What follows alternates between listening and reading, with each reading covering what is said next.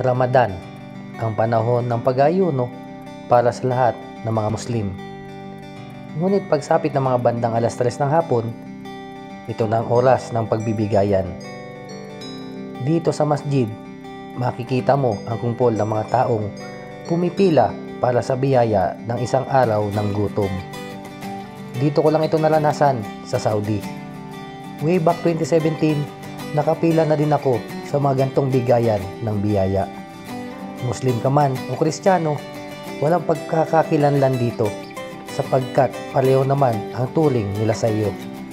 Mamimigay sila ng kabsa na may kasamang dates, may prutas, tubig, laban o juice. At alam nating sa kabilang sulok ng daigdig ay maraming nagugutom at walang pagkain sa oras ng pagtatapos ng pag-aayuno.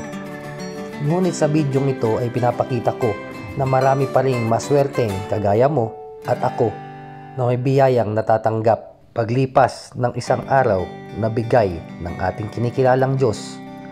Muslim ka man, Kristiyano, Hindu, o kahit anong reliyon pa ang nasa puso nating mga tao. Kaya salamat sa isang araw ng biyayang hatid mo.